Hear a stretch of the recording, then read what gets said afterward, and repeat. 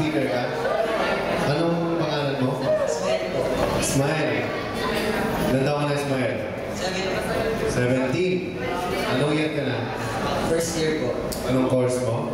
IT. Ano yung IT? Information Technology. Ano ginagawa ng IT? Nagpo-program po. Gagawa ng programs sa websites. Okay. So, public speaker ka ba? IT ka na? Public speaker ka rin. Alam mo, bihira yung ganyan ha? Karamihan sa mga IT, medyo mahihain. Tama ba? So, nung high school ka, mahilig ka mag-public speaking. Mag-explain po ng reports. Mag-explain ng report. O, sige. Tingnan natin yung galing, anong palayaw mo? Smack. Yo, Smack. What's up, yo? Yo, my name is Georgie, and you're Smack, yo. Alright, I want you to talk about anything you want. Okay? Now, I'll give you 1 minute only. Sige. Kahit Tagalog, okay na yan. Hindi, topic natin yung... Ano masasabi mo sa voice acting yan? Natutuhan mo ngayon.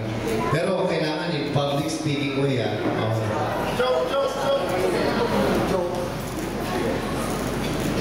So yung voice acting, marami tayong maaaring paggamitan nito. Hindi lang sa...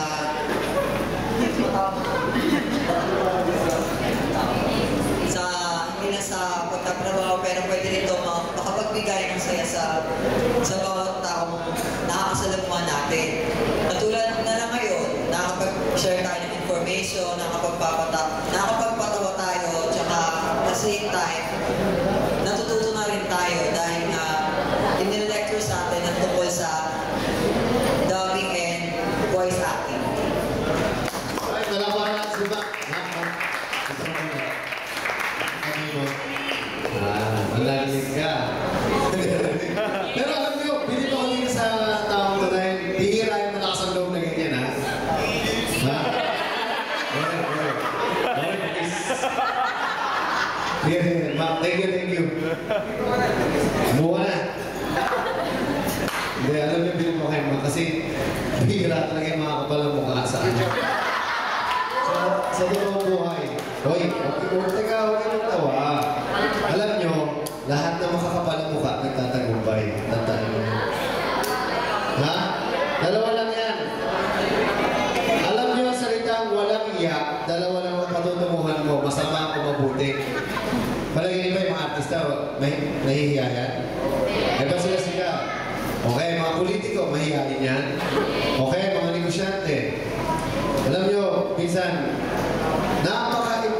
hindi minsan eh. Talagang napaka-importante ng mahusay kang magsalita dahil na-express mo yung sarili mo. Kahit sa school minsan, di ba? Sino ba yung mga nagre-report? Pinagre-report ba kayo ng teacher nyo? Sino yung nanginginig pag nagre-report? Yung kulang na lang himatayin.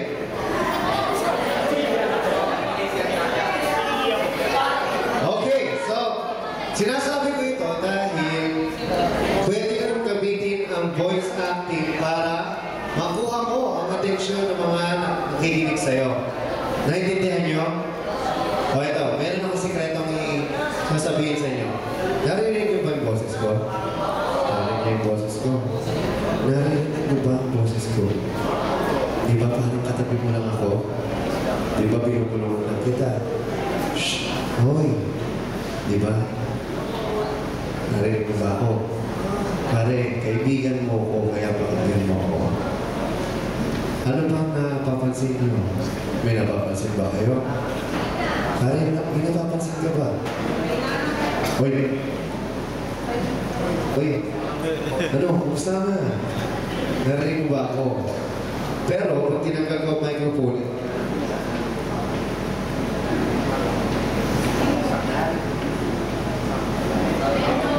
narinig mo ba ako? So ngayon, ang difference siya. Ano yung difference? Ang microphone ang best friend ko. Kaya mo ko narinig dyan sa likod na bakit katabi mo ko dahil sa microphone. Hindi ako nag-e-effort. Kanina kaya ako ng mouse, nag-effort ako nun. Di ba napansin niyo, wala ako ng mouse kasi nag-o-gano'n ako eh. Lakas ng boses ko. Na-stress yung boses ko. Pero medyo naibalik ko na ngayon. Alam niyo yung sikreto sa public speaking, hindi yung lakas ng boses o yung pag-speaking. Ay na! Wala! Nakikinig ba kayo?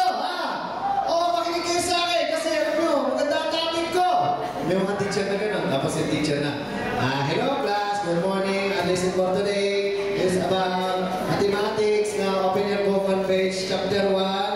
Okay, now you report. Thank you. Diba? Alam niyo, imagine niyo kung yung teacher niyo, kasi galing ni Zach, matutuwa ba kasi teacher niyo? Kung yung boses, ang sinasabi ko lang sa inyo, magiging effective ang isang teacher kung magaling din siya gumamit ng kanyang boses. Na sana lahat ng mga school merong microphone. Diba? So, magiging interesting. Alam nyo, nagsiniskwela ako yung napanood niyo yung etong